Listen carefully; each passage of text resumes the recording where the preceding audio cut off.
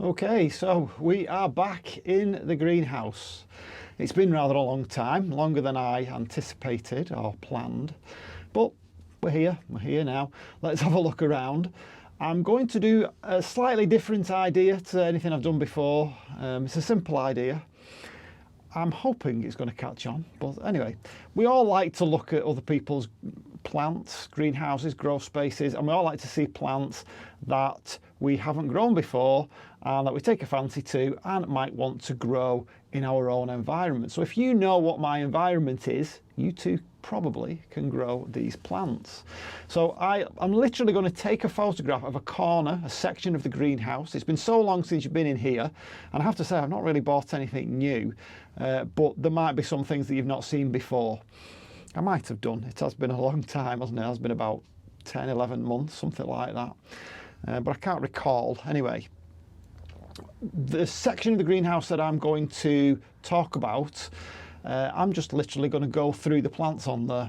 And if you know that your situation, your grow space is similar to mine, or you can replicate that, then you too can grow these plants. Now remember, all the plants in here are not traditionally grown in the UK. They certainly won't grow outside. All the plants in here are kind of loosely termed as house plants or tropical plants, as I prefer to call them, because a house plant is simply a plant that will grow in house conditions. And if you have a house, wherever you live, the chances are that you'll be able to grow it somewhere.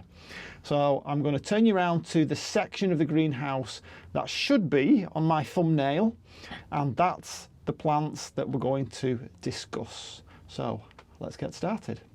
Okay, so that is roughly the section that we're going to talk about. Do you see anything that tickles your fancy? I may miss a few. I may actually get some in that I haven't got on the thumbnail. There might be a little bit of overlap, basically, is what I'm saying. So, and it's been a while, like I say, and I've forgotten a lot of the names of these plants, so I might have to hunt around for a label as well. If I only remembered half as much of the stuff that I knew at one point, then I would be half as clever as I was then. I have no idea what that means. Basically, that's just a long-winded way of saying I forget stuff. So let's have a look and see if there's anything here that you can grow. So it's worth just quickly going through my conditions. So as you can see, it is a greenhouse. Let's just try and turn you around slowly without any jarring movements. And in this greenhouse I have a couple of fans, a few grow lights. That's what the flashing is. If it starts to flash, you'll know what that is. I'm not turning them off because it's just too dark. I have this foil insulation all the way around. That did actually change all my conditions, and it's changed what I can grow, but we'll talk about that in another video. The foil insulation has really worked in terms of keeping it warmer throughout the winter months and cooler throughout the summer months. I don't ventilate much. I occasionally have the door open, especially through the summer months, but I have a kind of ribboned thing, one of those things they have on meat lockers, so you can see it moving about there in the breeze. So it does allow some ventilation in, but not a great deal. Obviously that is meant to keep the whatever it is in, heat, cold, whatever you want, to keep the temperature from fluctuating. So they're my conditions.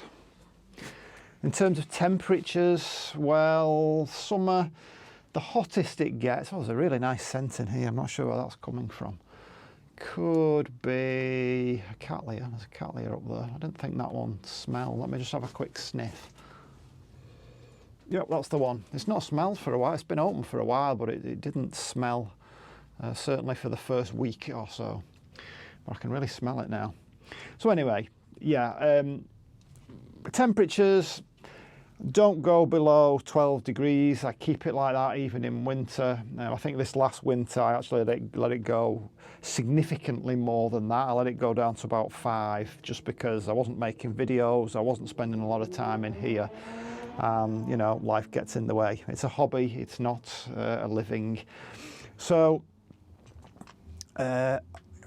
maximum temperatures probably about 35.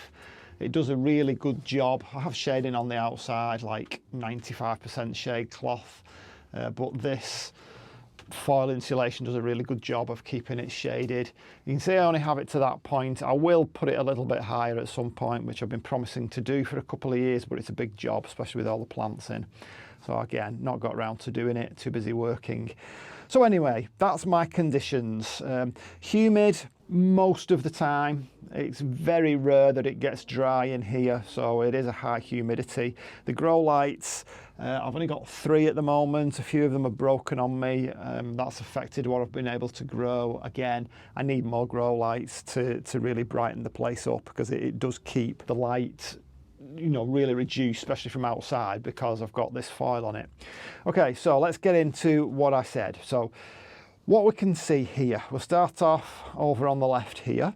So this is a begonia, and it is a begonia, forgotten already, something to do with silver, solid silver, begonia solid silver. So I've had that a couple of years. That is actually a rhizome cutting that I took quite a while back.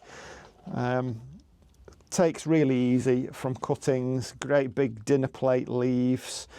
Not had a problem with that, grows very, very strongly. It can wilt if you don't keep on top of the watering, but it prefers to be let to dry out.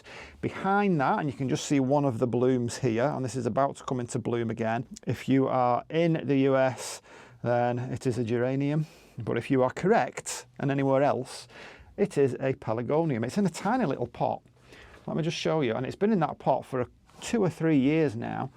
There's the pot there, and honestly, this has been the most floriferous geranium I've ever had. It's very rarely out of flower, even in the midst of winter. That flower it's mostly gone now. Obviously, you get the cluster of flowers. And I think this one is called, if I can just see through the Rushmore Rowan. So Rushmore Rowan. It looks spectacular when it comes out. It's really lovely. That's just not a very good version of it, because it hadn't been watered while I was away. Because I left the greenhouse for a whole week while I was away, and nobody did anything to it. It was just left to survive. And you know what? It did. Nothing happened. I was expecting to come back to loads of dead plants, and I actually come back to more dead plants when I have somebody coming in here watering stuff. So there's a lesson in there somewhere. Don't know what it is, but there is a lesson. Okay, Begonia truncatifolia, which looks exactly the same as it did when I first got it about 12 months ago. I've only recently put this little lid on it, because if it's anything like Arachnoidea, which I'm going to take you to now, because this is another one that's in a dome. Can you spot it there in the dome? Arachnoidea, I love this begonia, a gorgeous, gorgeous thing. I'm not going to take that off actually, because it's difficult to do with one hand. That, again, I've had it a few years, and what happens is, as soon as I take that dome off, even though the humidity in here is generally above 80%, it's still not enough for Arachnoidea. And I found that what was happening was it was dying off in the summer months and coming back to life during the winter months, which is really bizarre, isn't it? Even though it likes the warm temperatures.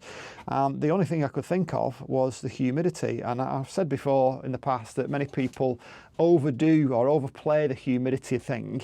But I found with certain types of species begonias, it is true. They do not like any kind of humidity that isn't up in the high, 90s. And that was one of them. And I'm guessing this begonia, whatever it is, truncatifolia, is the same. I intend all sorts of things. Getting round to it is another matter. But I am intending getting a little bit more into the begonia type of species plants that are a bit more difficult to grow. And, getting one of those tanks and putting it in a tank. Again, I'll talk about that on another video, because I think I'm over Streptocarpus. I'm going to get rid of a lot of my streptocarpus, but again, that's for another video. So what else have we got? Another begonia. This one here, beautiful thing, is Autumn Ember, and this one is a tiny, or it was a tiny little seedling that one of my subscribers sent to me, because I kept going on about wanting one of these for the autumn dinner table at home, because I thought it was such a beautiful plant, and I'm not disappointed. And it came so small when she sent it to me. It was, you know, it was literally about a centimetre of growth. It was tiny, teeny tiny, and I protected it and I put it in a little glass dome thing, and it grew into a spectacular plant. And hers strangely died off, and I was able to propagate it from a rhizome cutting. Dead easy to propagate rhizome cuttings, and send her another one, another version of it. So we've cloned it. So yeah, it came to me as a cutting, and she received it back as a cutting, so hopefully hers is doing well.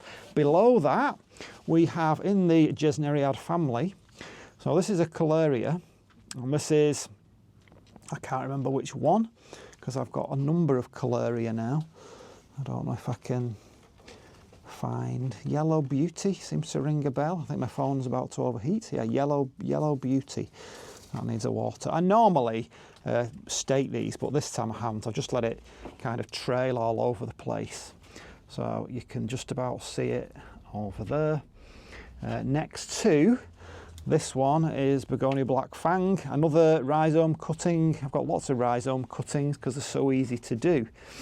Another begonia, seems to be the begonia corner, this one. So this again, it's still in its tiny little pot, and I believe these do go huge if you transfer them to larger pots, pot them. Begonia Marmaduke. Begonias just do so well in here generally, these kind of begonias, the ones that don't want to be in the sun. Okay, let's go off begonias for a while. So up here we have a fern. I've had this a number of years. It's not looking that great at the moment because obviously we're in the middle of summer and I'm pretty bad at watering. So this one, I can even read it. Pieris cretica. Terris, I'm not Pieris. Pieris is a garden plant, isn't it? Terris cretica. I did have a bad case of scale on that at one point, but we recovered it and it's okay now. Just as my fan's kicking in, another begonia. Again, this one tends to only do well midsummer, and for the rest of the year it really struggles in here. The others don't, but these so-called angel wing ones, Begonia Down Home, this one isn't that happy. Moving on up, I don't know if this was in my video, in my thumbnail. So we have just your bog standard little orchid there, your foul orchid. And I've had my Nepenthes, all my Nepenthes, oh my goodness, I'm making myself drunk here. It's every movement I make, I have to do it back to front, and that's why I'm going all over the place. It's like trying to reverse a trailer. So that is a Nepenthes Rebecca Soper, and all my Nepenthes have just recently been repotted, and it's the first time I've repotted them in about 4 years. So yeah, shame on me, I know, but I'm hoping that it will really kickstart them, because they've been outside and that's something I've never done before, and they really did suffer at first. My own fault, because I didn't harden them off. I didn't do anything other than stick them outside. I knew I should harden them off, but you know, things going on, and I just wanted to get them out there. So yeah, we'll talk about Nepenthes at some point. I don't know if I can actually just point one out to you. It looks particularly nice. That's a nice one, isn't it, down there? I don't think that's on my thumbnail either. But once you get going with these things. So this one is a Berkii. Again, they did really well with pictures eventually, but not at first. But yeah, we'll save that for another video. So this is another Escananthus, another one in the Gesneriad family. So this is a species Thailand variegated. I've not had this one flower on me yet. I just like the variegatedness of it. Another little pelargonium down there. It's just going over, just finishing. Something to do with snow, is it? April snow. I think I've got all the plants that are on the thumbnail. Let's just see if we can get this back. I'm going to get one of those GoPros because I'm sick of using my phone. It doesn't work very well. It doesn't. Let's see if we can get this. There we go. Finally got it in the right direction. There we go. Right, okay. What else have we not got? I still have the mandevilla. There it is over there. And there. Still looking good. Not looking as good as it used to do. It just seemed to be that when I had it over on this wall that you can't see because I can't drive my camera, over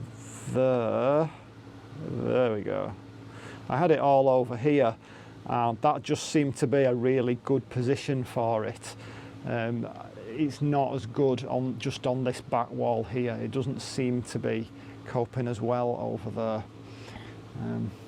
Okay, so they are the plants that you can see in the thumbnail. At the back there is another fern, so that is like a crispy one.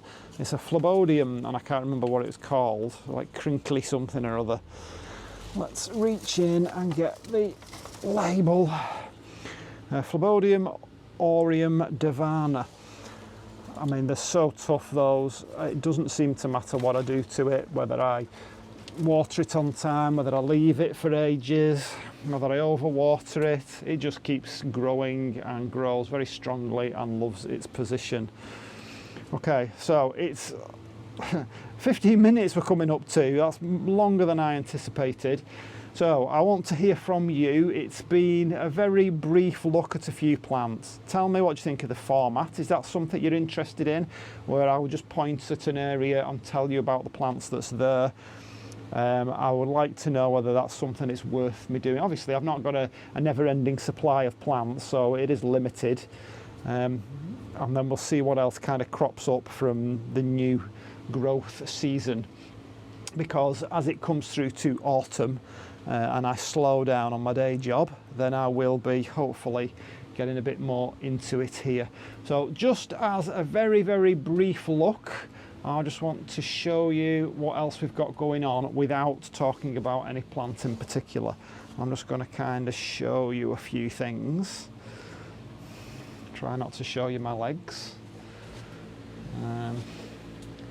Oh my goodness, I need lessons on driving a gimbal. Okay, just a quick look. Oh, so I want to talk about that, but we'll save it for another day. And we're going through here. Just move it around. I might cut this bit out, I don't know. See what else is going on here. And look at that, some nice bloomage over there. And we'll finish off on that bloom there. So yeah, not much of a planned video, but it's something and it's a start. And it'll get me back into it with a bit of luck. So for now, I'll see you on the next one. Bye.